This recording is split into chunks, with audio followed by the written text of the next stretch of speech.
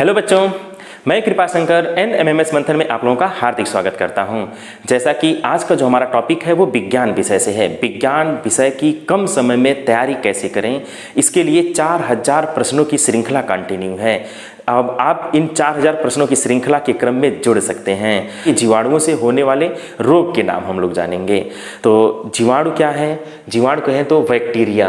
Bacteria क्या है और इसकी खोज किसने किया था? तो सबसे पहले बैक्टीरिया की खोज ल्यूवेनहॉक ने किया था। तो आप इसे ध्यान से समझ लीजिए कि बैक्टीरिया की खोज किसने किया था? ल्यूवेनहॉक ने किया था।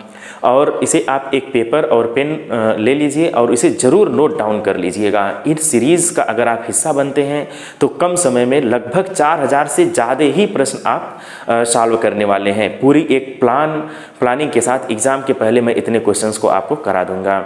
तो विज्ञान का एक अच्छा नोट्स बना लीजिए और उसी के आधार पर सारे प्रश्नों को आप लिखते जाइए और जो एक्स्ट्रा फैक्ट्स हैं उसको भी आप नोट डाउन कर लीजिए। ठीक है, तो बैक्टीरिया की खोज किसने किया था? ल्यूवेनहॉक ने किया था। अब बैक्टीरिया से होने वाले कौन कौन से रोग होते हैं तो आप जान लीजिए। बैक्टीरिया से होने वाले जो रोग हैं उसमें टिटनेस पहले नंबर पे क्या है? टिटनेस। टिटनेस जो होता है ये लोहे से अगर कोई शरीर पे चोट आ जाती है या कट जाता है तो उसकी वजह से टिटनेस होने के खतरे हो जाते हैं, जिसका उपाय टिटबैक इंजेक्शन लगवा करके किया जा सकता है। ससमय अगर उपाय हो जाता है तब तो कोई दिक्कत नहीं है। अगर उपाय नहीं होता है या वो टिटबैक का इंजेक्शन नहीं लगता है तो काफ़ी परेशानी हो जाती है टिटनेस, जिससे टिटनेस के माध्यम से बहुत सारी समस्याओं का सामना करना पड़ सकता है। ठीक है, इसलिए जागरूक रहने की आवश्यकता है। तो टिटनेस जो है ये बैक्टीरिया से होने वाला रोग है। कुष्ठ रोग भी जो है वो बैक्टीरिया जनित रोग है। प्लेग, टाइफाइड, काली खांसी, बिटुलिज्म एक ऐसा रोग होता है जो या खाद्य पदार्थ के द्वारा हमारे शरीर में प्रवेश करता है या फिर चोट लगने के कारण हमारे शरीर में प्रवेश कर जाता है। उससे क्या होती है कि हमारे गले में समस्या हो जाती है, बोलने में दिक्कत होती है, कमजोरी हो जाती है, काफ़ी कमजोरी आ जाती है। ठीक है, तो ये बिटुलिज्म भी जीवाणुओं से होने वाला एक रोग है। तो बिटुलिज्म काफ़ी इंपॉर्टेंट है, इसे आप याद रखिएगा। निमोनिया, बच्चों में ज़्यादातर निमोनिया के लक्षण पाए जाते हैं। निमोनिया भी कैसा रोग है? ये बैक्टीरिया जनित रोग है, यानी कि जीवाणुओं से होने वाला रोग है। सिफिलिस भी एक प्रकार का जीवाणु जनित रोग है। और डिप्थीरिया, अगर हम बात करें डिप्थीरिया का तो डिप्थीरिया भी जीवाणु जनित रोग है। और लास्ट में है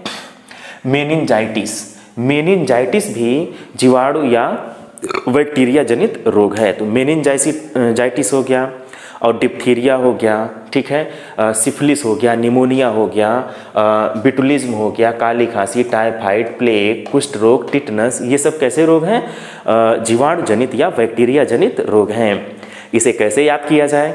इसे याद करने का बहुत ही आसान सा तरीका है, बस केवल ऐसे ही इसे बना दिया गया है। इसे मैंने बना दिया कि टिंकू पटाखा बनी है सीडी में, यानी कि सीडी में टिंकू पटाखा बनी है। तो इसका मतलब ये हुआ टी से टिटनेस, कू से कुष्ठ रोग, टिंकू, प से प्लेग, टा से टाइफाइड, का से काली खांसी। तो आप यहाँ से इसे बहुत आसानी से याद रख सकते हैं।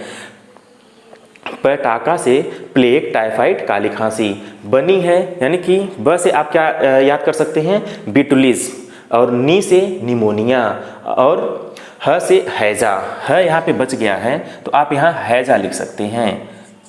हैजा भी जो है वो बैक्टीरिया से होने वाला रोग है। तो है से हैजा हो गया, सी से सिफिलिस हो जाएगा, डी से डिप्थीरिया और में से मेनिनजाइटिस।